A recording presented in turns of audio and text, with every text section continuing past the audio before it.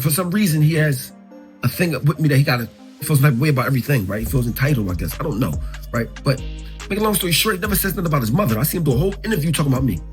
Yeah, my dad this, and my dad's broken. My dad this, that, the third, right? But once you start pushing 30 and all that, at some point, you have to say, well, how did I contribute to this? See, the thing with me is I grew up so messed up, whereas though I knew it was me, I had to get it on my own. It wasn't no, Mom, why you ain't do this, Mom? Cause I mean, I ain't have all that. I just didn't have all that. You know what I'm saying? So it'd be hard for me to really understand that kind of thinking. Let me talk about my dad. I mean, why you say that about your mom? Why you say, Mom, Dad? So if he put himself in the same shoes as me and say, hey, let me think about it. This girl blamed him on this person, this. Come to me, you might not even take a test. Like, I ain't take that. She blamed it. She messed with everybody. You know what I'm saying? Mess with everybody. You never seen them bad about her. Bro, I had to come to another man's. So think about this. I had to come to another man's house to see a kid that don't want to see me.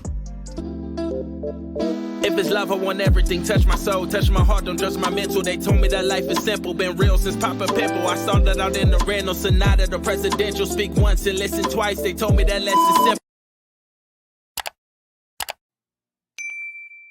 What's going on with y'all good people? I am Meshach and you are watching in Reset with Meshach. Now we got a pretty good joint today. It's with my favorite state property artist, man, Oschino. And let me tell you, man, shout out to him seemingly using YouTube as a therapeutic tool, man. But Oschino gets into this conversation about one of his sons, who I think a lot of us men can relate when he explains the details of his son dirtying his name through interviews. And if you don't know, his son currently is doing a bid between 20 and 40 years right now. So that's enough talking right now. Real quick, if you're new to this, Spike Lee the joint, like, share, comment, subscribe. Now, without a further ado, let's drop the video. Don't know him nothing. He lives in 31st and Tasker, right? Projects. Mind, I'm riding down. I'm coming through stunting. I'm stunting. I mean, I'm coming through all white Jag, convert. Oh, I'm state property popping. I'm like a celebrity at the time, right? I got to go to the projects, to another man's house, right? To see a son that don't know me. So sometimes I come down, he wouldn't even come outside. I'm out there waiting like a nut, right? Like, man, I understand. I'm going to come outside. He don't really know me, like, you know what I'm saying? So I start bringing my other sons. Maybe he come outside, he see my other sons, his brothers, or whatever, right? But mind you, the whole time, I could easily just left. I get nothing out of this. I'm like, only thing I'm trying to do is be a righteous dad or whatever you want to call it, right? So I start getting cool with Bub. So maybe I get cool with Bub, I could be in the house more and I could feel more comfortable with them and I could be around my son. I did all this in the name of him. So when somebody say something bad about your birds, your gears, like, you don't have no idea, bro. I could have just, every fabric of my being was saying, oh man, leave this alone. You know, coming down here, you stunting, you all showing off, you done a project, you're not from down here. You can see a little kid that don't come outside for you, right? And my son even said it in the interview he had. He said, man, sometimes my dad would come down here, I wouldn't even come outside. He said it like it was a flex. Not knowing, like, bro, your dad don't gotta be here. Your dad don't got a dad, right? So in the meantime, so I met Bub, and Bub got to live with Bub. Mother and father were still together. Bub's father is amazing. He used to call me like, Muji got a game, right?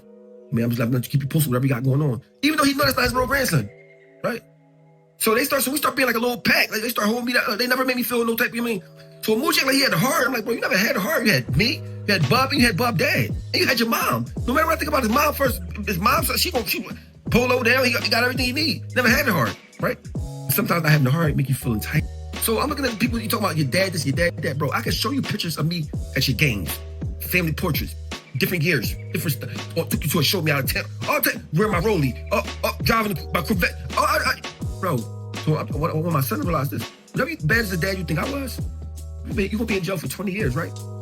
Your daughter, you're not gonna have no memories with your daughter outside of jail. So what you think she's gonna say about you, opposed to what you're saying about me? At least I got pictures I can post on here and show all the places we've been and did and been at and had fun and this, that, and the third and love. And I mean, so it's what makes me so mad is that you're turning 27 years old or something like that, right? You still acting, not taking responsibility for what you got going on, bro. Bro, you're not taking responsibility. You don't call me, so I had to, maybe you'll see this because I know you'll be on doing that, watching all this stuff and all that, right? Bro, stop. Then you said, another thing you said in the interview, I just burnt my gears. Yeah, nobody ever took us out of town, nothing like that. Bro, I was cutting hair, making maybe $300 a day, cutting hair all day. Saved up $900. So I'm gonna take my sons to the Poconos. took Muji and two of my other sons to the Poconos for the weekend, right? On our way back from the Poconos to Philly, he said, Dad, can you drop me off for 31st and Task? I want to wash some clothes or dry some clothes, something like that. I said, you sure, man? All right, I'm going to drop you off. Because I think he was staying there with his mom sometimes. Then I don't know what the living situation was, but I dropped him off 31st and Task. 40 minutes later, they called me like, oh, his son just got locked up. I said, what? I just dropped him off 40 minutes ago. Yeah, boy, they say he was clapping at somebody and the law saw him and booked him. I said, what the? So get booked, go up Glen Mills. So when he was saying that drag about nobody ever do nothing, bro, the day you got booked to up Glen Mills, you just came from a trip. You just came from a trip. So in my head, like, bro, what, you ain't gonna say that on the show? You gonna just say all bad stuff about me? Oh, okay.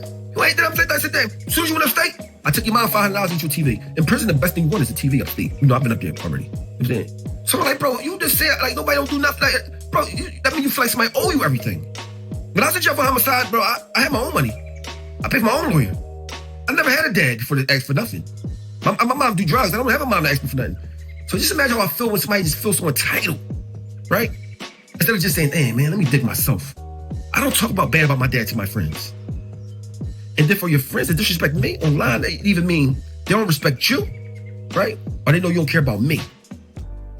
For those of us that has ever been in this position, which seemingly is all men, in terms of these optics, as the father, you're always going to be viewed as the bad guy in some shape, way, or form. Even if you're good with your pops, we always come off as the villain in your story where mommy is the shiro. But Oschino broke this down perfectly.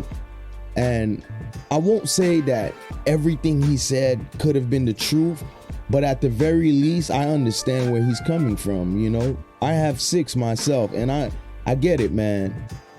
When you're not with the mother or whatever's going on, for some strange reason, you got guys that just seemingly absolve mom from whatever she did to you, right? And I'm not saying you should bash your mother, but it's like, damn, homie, you only get one father too. And no matter what me and my pops been through, one thing I understand, man, this is the person that helped give me life. If anything, it's more significant. I am him.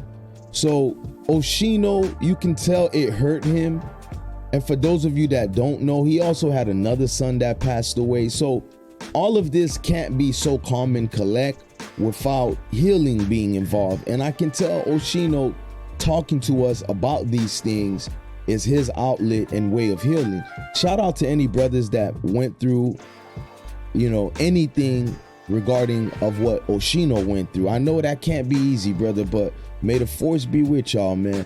What say y'all in the comment section? Let me meet you there. Oschino with a very introspective view of father-son dynamics. I think it's more important we have these conversations, and I'm wishing him and his son the best, and hopefully that man stands tall in that belly of the beast. I'ma holla at y'all.